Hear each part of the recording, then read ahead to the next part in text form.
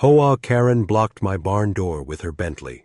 She never expected what my tractor could do. The morning sun hit the silver hood. Like it was mocking me, her car stood there, shining and blocking my barn door completely. I asked her once, twice, even begged her. But she only smiled. She thought her Bentley was untouchable, that her power could crush me. But she forgot one thing. My tractor doesn't stop for anyone, and when the engine roared to life that day, what happened next left the entire neighborhood frozen in shock. Oh. Welcome back to HOA Secrets Uncovered, where the quiet streets of suburbia hide battles darker than anyone admits. My name is David. I live on the edge of a perfect little neighborhood, a place where the lawns are trimmed the same. The mailboxes stand in a row, and the HOA rules everything. I'm not a businessman or a lawyer. I'm a simple man with a barn and a tractor. But in this neighborhood, even a man like me can become the target of power and pride. And this is the story of how one woman's Bentley stood in my way, and how I crushed more than just her car. The morning was quiet, too quiet. The kind of morning where you can hear the sprinklers in the distance, the sound of birds, the whisper of the wind moving through perfect hedges. I had just poured my coffee when I saw it again. That shine, that silver hood, that car parked exactly where it shouldn't be. Her Bentley, standing tall like a trophy, right in front of my barn door. At first, I thought maybe it was a mistake. Maybe she was just visiting someone. Maybe it was temporary. But then I remembered her smile. That smile that looked polite on the surface, but never reached her eyes. And suddenly, it didn't feel like a mistake at all. It felt like a message. I put down my mug, walked slowly to the door, and stepped out into the magas. Crisp air. The gravel under my boots crunched with each step. I stopped in front of the barn, staring at the car blocking my way. Behind that door was my tractor, my work, my freedom. But right now, it was locked away, caged by the polished weight of her pride. I looked across the street, and there she was, Karen, standing on her porch, arms crossed, sunglasses reflecting the morning sun. She didn't wave. She didn't speak. She just stood there, waiting for me to say something first. So I did. Karen, your car is blocking my barn door. She tilted her head slightly, and that same smile appeared. Oh, is it? She said. Don't worry. I'll move it later. Later. That one word hit harder than a fine. Later meant control. Later meant my time doesn't matter. Only hers does. I kept my voice calm. I need access now. I have work to do. Her smile didn't move. Her voice soft but sharp. Maybe it's time you let go of that old tractor. This is a neighborhood, not a farm. The words burned, but I bit down on my tongue. This wasn't about the car. This wasn't about the barn. This was about power. She wanted me to bend. She wanted me to bow. And for the first time, I realized she thought she could break me. I stood there longer than I should have. Neighbors peeked through curtains. One man watering his lawn kept his head down, pretending not to see. Everyone knew, but no one would step in. This was her show, and they were her audience. I turned and walked back to my porch, heart pounding, fists tight. Inside my house, the silence was heavy. I sat back down with my coffee, but it had gone cold. I stared out the window at the shiny hood of her Bentley, blocking me, challenging me, mocking me. The hours passed slowly. I tried reading. I tried fixing small things around the house. But every time I looked out the window, it was still there, still blocking the door, still daring me to act. And every time I looked across the street, she was watching, always watching, by afternoon. I went back outside. The sun hit the chrome of her Bentley so hard it almost blinded me. I walked up to it, close enough to see my own reflection in the paint. My tractor was just a few feet away, locked inside. But right now, this car was the wall between us. I knocked on her door. It opened slowly, and there she stood again. Same glasses, same smile. Still there. I said, "Yes," she answered. Still there. I felt my jaw clench. "How long?" I asked.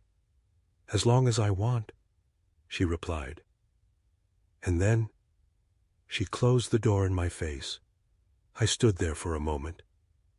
The street was silent, except for the faint buzzing of a lawnmower somewhere down the block. I turned back, staring at the car. The paint was perfect, the tires polished, the logo shining. And for the first time, I wasn't just angry. I was curious. What kind of person wakes up and decides to block another man's life? What kind of person smiles while doing it? And what kind of neighborhood allows it? That night, I couldn't sleep. Every time I closed my eyes, I saw the reflection of that car in the sunlight. Every time I thought of work, I saw the locked barn door. And every time I thought of peace, I heard her voice saying, "As long as I want," the next morning. It was still there, right in front of my barn door, waiting for me, like a challenge I couldn't ignore. This time, I didn't even look across the street. I didn't need to. I could feel her eyes on me. I walked to the barn door, placed my hand on the lock, and listened to the silence. The tractor was inside, waiting, and I knew, sooner or later, it would roar to life. The question was, what would happen when it did?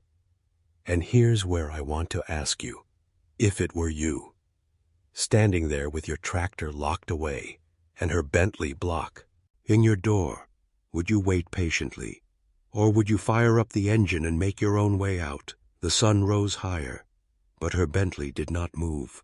It stood there like a wall, daring me to try. The shine of its hood burned into my eyes every time I stepped outside, and all I could think of was how small she wanted me to feel. I tried to distract myself. I trimmed the hedges, swept the porch, even fixed a loose gatepost. But no matter what I did, my eyes kept pulling back to the barn, to the locked door, and the car blocking it. It was like a weight pressing against my chest, every hour heavier than the last. By afternoon, I found an envelope in my mailbox. The paper was crisp, folded with care, stamped with the HOA seal. I opened it slowly, my hands shaking even though I already knew what it would say. A fine for tractor storage, visible from the street. $100. I looked up, and across the road, she was standing there again. Her sunglasses hid her eyes, but I could feel them, watching, waiting, feeding off my reaction. I held the paper tight in my hand, and I swear I could hear her laugh even though she never opened her mouth. The next day, another envelope appeared. This time, Barn Aesthetics, not approved by HOA. Another fine. I had lived here for years. The barn had always been there, and no one cared until now. But suddenly, it was a problem. Suddenly, I was a problem. That night, I sat on my porch in the dark. The neighborhood was quiet, porch lights glowing like stars on the ground. But I wasn't looking at the lights. I was staring at the Bentley, still blocking my door. And in that silence, I thought of everything she had taken from me already. My work, my peace, even my sleep. And I realized this wasn't about rules, it was about war. The next morning, things got worse. I stepped outside, and there was a note taped to my front door. It wasn't an official HOA letter this time. It was written in neat handwriting, bold strokes, almost beautiful. Move your tractor, or move out. No signature, no need. I already knew who wrote it. I crumpled the note in my hand, my jaw tight. Neighbors passed by on their morning walks, their dogs pulling at leashes. Some looked at me, then looked away quickly. Others didn't look at all. Everyone knew what was happening, but no one wanted to be part of it. That evening, I tried to reason with myself. Maybe I should let it go. Maybe I should give in, sell the tractor, close the barn, and live quietly like everyone else. But then I remembered the way she smiled when she said, "As long as I want." That smile wasn't just control, it was cruelty. And I knew giving in would only feed her power. The fines kept coming, every day. Another envelope, another excuse, noise violation, improper fence color, even unapproved mailbox height. It was like she had a book of rules and was flipping through it just for me. And every page was another weapon, another bullet fired from her perfect little porch. But the more she pushed, the more I felt something rise inside me, something heavy, something strong. It was anger, yes, but it was also pride. This barn had been my family's long before the HOA. This tractor had worked harder than her Bentley ever would, and I wasn't going to let her erase that. The breaking point came on the third morning I stepped outside, and there it was again. Her Bentley, polished, shining, parked tighter against my barn door than ever before, blocking me completely. I stood there, staring at it, feeling my chest burn, and then I heard it, her voice dripping with sugar, but sharp as glass. "Why don't you just move, dear? You don't belong here." Those words echoed in my head, louder than any engine. I turned slowly, and there she was, standing at the edge of her driveway, arms crossed, lips curved into that smile, the one that looked sweet to strangers. But I had learned to fear. I didn't answer her. I just looked at the barn, then at the Bentley, then back at her, and for the first time, she looked away. Not long, just for a second, but I saw it, a crack in her perfect armor, that night. I sat inside the barn. The tractor was there, quiet, patient. I ran my hand over the metal, feeling every dent, every scar from years of work. This machine had never failed me. It had never let me down, and now it was the only thing standing between me and her victory. I closed my eyes, and I could almost hear it. The roar of the engine, the crunch of tires on gravel, the shattering of something too polished, too perfect. I opened my eyes again, and my hands were trembling, not with fear, but with anticipation. The next morning, I didn't wait for her to speak. I didn't look for her smile. I just unlocked the barn, stepped inside, and climbed onto the tractor seat. The metal was cold under me, but the feeling was solid, real, alive. I turned the key, and when the engine roared to life, the whole neighborhood seemed to hold its breath. And now I'll ask you, if you were in my seat, staring at a Bentley blocking your way, hearing the tractor roar beneath you, would you stop before it touched her car? Or would you let the wheels write their own answer? The roar of the tractor shook the walls of the barn, dust falling from wooden beams above me. It wasn't just a sound, it was a warning, a heartbeat louder than my own. For a moment I sat there, gripping the wheel tight, Breathing in the smell of oil and earth, I could almost hear the machine whisper to me, "It's tit." I pushed forward slowly. The barn doors creaked open wide, the sunlight hit my eyes, blinding for a second. But then I saw it. The Bentley. Still there. Polished like a mirror. Shining like it owned the ground it sat on. And across the street, Karen. She wasn't smiling this time. Her sunglasses were still on. But her arms weren't folded. They were at her sides, fists clenched, body stiff. The roar of the tractor had shaken her perfect calm. For the first time, she looked unsure.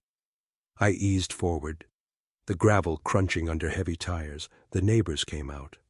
One by one, curtains pulled back, doors opened.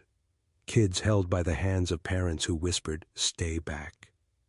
The street became a stage, and I was in the center of it. The tractor moved closer, inch by inch, until its shadow fell across the hood of her Bentley. The shine of the car reflected the bulk of the machine. Beauty against brute force, I stopped there, just long enough to hear her voice. "You wouldn't dare." I stared at her, her face hidden behind glass, but I could feel the weight of her stare. Every fine she had written, every note she had left, every word she had used to push me down, it all boiled into one moment. I pushed the lever, the engine roared louder, the tires spun, and the metal beast crawled closer. The tractor's edge kissed the Bentley's mirror. A soft sound at first, a squeak of resistance, then a crack. The crowd gasped. Her sunglasses slipped down her nose, and I saw her eyes for the first time, wide, unblinking, furious and afraid all at once. She stepped forward, hands waving in panic. "Stop, stop, stop." But I didn't. The tractor pushed harder. The mirror snapped. Falling to the gravel in pieces, her voice grew sharper. But so did my resolve. For years she had bent people with her rules, silenced them with her fines, crushed them with her power. Now it was her turn to be crushed. I kept moving, metal grinding against polished paint. The hood buckled, glass cracked. Alarms screamed into the sky. It was no longer a car. It was a shield breaking apart, and my tractor was the hammer. The neighbors gasped louder, some covering their mouths, others pulling out phones. I could see the reflection of my tractor in their lenses. Every second was being recorded, captured forever. But I didn't care. This wasn't about proof. This was about justice. She ran closer now, shouting my name, cursing my family, screaming words I won't repeat. But I only saw the barn behind me, the life she had tried to block, the work she had tried to erase. The Bentley was no longer hers. It was my obstacle, and obstacles were meant to be moved. The tractor climbed onto the car, its heavy front crushing the hood flat. Glass shattered like thin ice under weight. The alarm died, replaced by silence, a silence louder than the engine. I stopped there, resting the machine on the wreckage, breathing heavy, my hands trembling on the wheel. Across the street, she stood frozen. Her fists had fallen, her voice was gone. She looked small, smaller than I had ever seen her. The neighbors whispered now. Some shook their heads. Others nodded slowly, but no one moved. No one dared to step into this storm. I shut the engine off. The roar died. Replaced by the echo of broken metal, I climbed down slowly, boots crunching on glass as I stepped off the wreck. I looked at her, and she looked at me. For the first time, she didn't smile. The street was silent until one voice broke through. An old man at the corner, his cane tapping the ground. He spoke softly, but everyone heard him. It was bound to happen. Karen's face twisted with rage. "You'll pay for this," she spat. "You'll lose everything." Her words shook the air, but not me. Karen's face went pale. Her hands shook against the table. She tried to speak, but her voice drowned under the sound of neighbors finally breaking their silence. The board tried to regain order, banging a gavel, calling for quiet. Finally, one member spoke up. "We will investigate all claims, including yours," he said, looking at me. "But until then, both parties must refrain from further actions." Both parties. As if we were equals in blame. I wanted to laugh, but I didn't. I simply nodded and stepped back. Karen glared at me, her eyes burning with fury. I knew this wasn't over. I knew she would never stop until she broke me completely that night.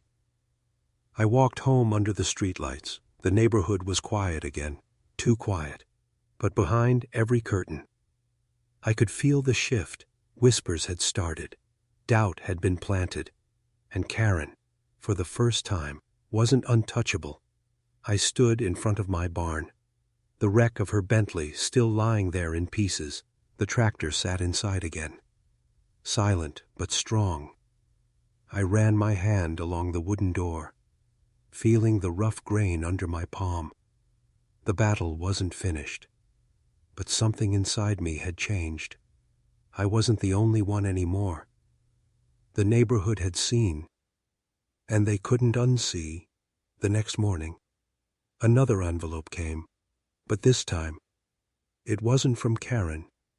It was unsigned, left in my mailbox with shaky handwriting. "Thank you for standing up to her," it read. "No one else could." I held the note in my hand, and for the first time in weeks, I smiled. Her power was crumbling, and it wasn't just me against her anymore. It was her against the truth. Still, I knew she wasn't done. People like Karen never quit quietly. She would come back stronger, nastier, more desperate. And I had to be ready. And now I'll ask you, if you stood in that meeting with the entire neighborhood watching, and the HOA president trying to paint you as the villain, would you stay calm like I did? Or would you fight her in front of everyone and let your anger speak for you? The days after the meeting felt different. The street was quieter, but it wasn't peace. It was the kind of quiet before a storm. Neighbors looked at me differently now. Some nodded as I passed. Others looked away quickly. But I could feel it. The power Karen once had. It was slipping, and that made her dangerous. Her Bentley was gone, towed away in silence during the night. But the empty space it left on the street felt louder than the car itself. Every time I looked at that spot, I knew she wasn't finished. People like Karen didn't retreat. They plotted. On the third morning, it began again. Another letter in my mailbox. This one wasn't neat or official. It was bold, scribbled in red ink across plain paper. "Destroying my car won't save your barn." No signature, no need. I could almost hear her voice in every stroke of the pen. Later that day, the fines returned, one for grass too high, one for tractor noise violation, one for barn door color clashing with community palette. 3 in one day. It was clear. She wasn't fighting fair anymore. She was trying to bury me under paper. I held the fines in my hand, standing on my porch, staring across the street. And there she was, sitting in a lawn chair this time, sipping iced tea like nothing had happened. Her smile was back, the kind that stretched wide but didn't hide the venom underneath. She raised her glass to me. Like a toast, like a dare. I clenched the papers, my chest heavy with anger. But I didn't shout. I didn't storm over. I just let the silence stretch between us, because silence has a way of speaking louder than rage. That night, the noises started. Scratching on my fence, loud knocks at my door with no one standing there, even car alarms going off down the street, always near my house. It was petty, it was childish, but it was also Karen. She didn't just want to find me, she wanted to break me from the inside. The following morning, I found paint sprayed across my barn, bright red letters, dripping in the sunlight. Farm trash. The word cut into me sharper than any fine. It wasn't just my barn anymore. It was my pride, my family's history, And now it was painted with her hate. I stood there staring at it, fists tight at my sides. Neighbors walked by. Some slowed down, others hurried past. But no one said a word. No one wanted to be next on her list. And I realized then, this wasn't just my fight anymore. This was everyone's fear. I cleaned the paint slowly, hour by hour, my hands shaking as the water ran red into the gravel. Every stroke of the brush felt like a battle I shouldn't have to fight. But I fought it anyway, because if I let those words stay, then she had already won that evening. Another meeting notice arrived. This one wasn't from the HOA. It was from Karen herself. A flyer slipped under every door in the neighborhood. "Vote to remove the farmer," it said in bold letters below it. My name printed for all to see. She wanted me gone, not just punished. Gone. I sat in my chair that night, the flyer trembling in my hands. The lights across the street glowed bright. Her house alive with voices and laughter. She was gathering her army, and I knew the real fight hadn't even started yet. The next morning, a knock at my door. When I opened it, there stood the old man with the cane, his eyes tired, but steady. "She's gone too far this time," he said softly. Then he slipped me another note, smaller, folded carefully. Inside were 3 set neighbors who stood with me, people ready to fight back. I looked at him, and for the first time, I didn't feel alone. The storm was building. Karen had her flyers, but I had my truth. And sooner or later, the neighborhood would have to choose that night. I sat in the barn again. The tractor stood silent in the dark, but it felt alive, like it was waiting for the moment it would be called again. I ran my hand along the wheel and whispered to myself, "She wants war. She'll get it." The air was heavy, thick with tension. Every creak of the wood, every whisper of the wind felt like a warning. And deep down, I knew something was coming, something bigger than fines, bigger than paint, bigger than flyers. And now I'll ask you, if your neighbor targeted you day and night, painting your home, sending threats, even rallying others to vote you out, would you stay and fight back like I did? Or would you pack up and leave the neighborhood behind? The storm finally broke. It wasn't thunder in the sky. It was the sound of voices rising in the neighborhood. Flyers hung from doors. Whispers spread from house to house. Karen's words were everywhere. "Vote to remove the farmer." My name, printed bold, carried like a curse on every porch. I could feel the eyes on me as I walked down the street. Some looked with pity, others with quiet fear, and a few with open judgment. But none of them spoke. Silence was their safety. Silence was her power. By evening, the clubhouse was lit again, another meeting, another show, and at the center of it all, Karen. Her voice filled the room before I even stepped inside. "This man has destroyed property, disrespected rules, and now he threatens the peace of our community." The crowd clapped politely. Some nodded with forced conviction. Others looked down at their shoes. She had them, but not all of them. Not anymore. I stood at the back of the room, silent, waiting. My heart pounded, but my face stayed calm. When she finally saw me, her smile widened, the kind of smile wolves give before they bite. She raised a flyer high in her hand.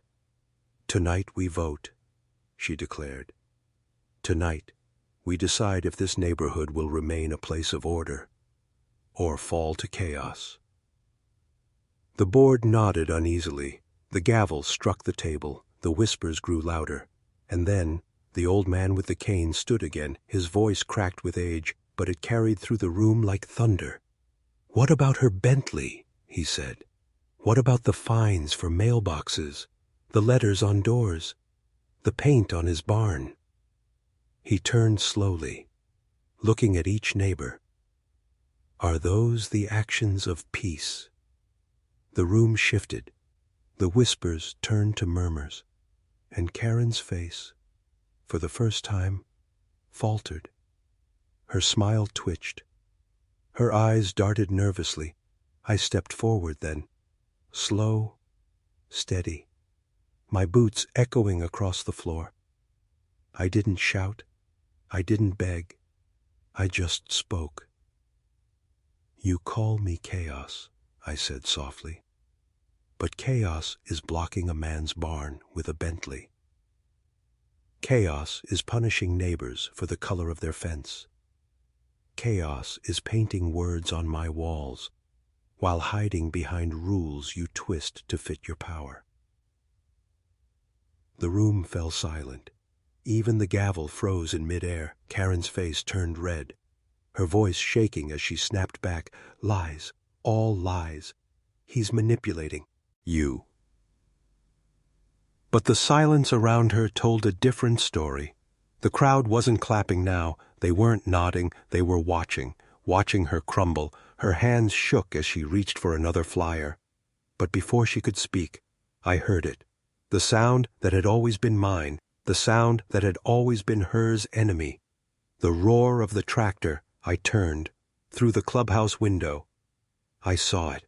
Neighbors had gathered around my driveway, pointing, whispering. And there it was. The tractor. Alive again. Its engine booming into the night. I ran outside. The machine was right where I left it. But it wasn't me who started it. The keys were still in the ignition. Someone had turned it on, and the roar filled the street like a war cry. Karen rushed out behind me, her face pale, her voice shrill. "Turn it off!" she screamed. "This is madness!" But the tractor didn't stop. Its wheels spun slowly, inching forward toward the wreckage of her pride, her new car. Another shiny toy parked in her driveway, a replacement for the Bentley she lost. The crowd gasped as the tractor rolled closer. The reflection of its lights cut across the polished hood of her new car. Karen froze in the street. Torn between running to her car or running from me, she chose neither. She just stood there, watching. I climbed into the seat, the wheel heavy under my hands. The engine roared louder as I pushed the lever forward. The ground shook. The neighbors shouted, but I didn't hear them. All I heard was her voice echoing in my head. "You don't belong here." The front tires climbed the curb. The shadow of the tractor swallowed her car. Metal met metal. The sound was thunder and glass and screams all at once. Her voice cracked into the night. No, stop. But it was too late. The hood folded. The windshield shattered. Alarms wailed. The tractor crushed down harder until her car lay broken beneath it. The street filled with light from phones. Every neighbor recording. Every second captured. I turned off the engine. The silence that followed was deafening. Only the smell of oil and smoke filled the air. I climbed down slowly. Boots crunching glass again. Karen stood frozen, her mouth open, her eyes wide with fury and fear, her power, her pride, her new car, all gone. The old man stepped forward once more. He leaned on his cane, his voice steady. Maybe now she'll understand what respect means. The neighbors murmured louder, some nodding, some whispering still. But the shift was clear. Her grip had broken, her crown had fallen. I stood in the middle of the street, breathing heavy, looking at the wreckage beneath the tractor's weight, and I realized I hadn't just crushed her car. I had crushed her rule, but I also knew she wasn't finished. Not yet. People like her never end quietly. They burn everything around them before the fire goes out. And now I'll ask you, if you were in my place, sitting on that tractor with the whole neighborhood watching, would you have stopped before crushing her new car? Or would you have gone all the way like I did? The street smelled of smoke and shattered pride. The wreck of her new car still groaned under the weight of my tractor. The neighbors stood frozen, phones glowing in the dark. their eyes wide with the kind of fear that turns into whispers by morning, and at the center of it all, Karen. She didn't scream anymore. She didn't even move. She just stood there, pale as chalk, her hands trembling at her sides. Her kingdom had fallen, not with a gavel, but with the roar of a machine older than her rules. The board members rushed out from the clubhouse, their voices high with panic. "Call the police!" one shouted. "Call the insurance!" Another whispered, but their words sounded small. Thicker than the silence that pressed down on all of us, Karen finally found her voice. "You'll pay for this," she hissed. Her finger pointed at me like a knife. "You'll lose your home, your tractor, everything you own." I didn't answer her. I just looked around at the faces of my neighbors, the ones who had stayed silent for years, the ones who had lived under her fines, her threats, her power, and one by one, I saw it. The cracks in their fear. A woman stepped forward first, her voice shaky but clear. "He only did what we've all wanted to do." Her husband nodded beside her. "She's been bleeding us dry with fines for years." Then another voice, and another. Stories spilled into the night, mailbox violations, curtain colors, lawn grass an inch too high. Each one a wound Karen had left on this street. And now, they were all open. Karen's face twisted as the words piled up against her. "No," she shouted. "They're lying. They're all lying." But the louder she screamed, the less anyone believed her. The board struggled to calm the storm, but it was too late. The neighborhood had seen the truth, and once seen, it could not be unseen. The old man with the cane stepped into the circle of light. His eyes met mine, steady and strong. "It ends tonight," he said softly. And the crowd nodded. The police arrived not long after, lights flashing red and blue against the wreckage. They asked questions, took statements, measured the street with tired eyes. Karen shouted at them, her words sharp and desperate. But the officers didn't nod. They didn't smile. They just wrote down every detail.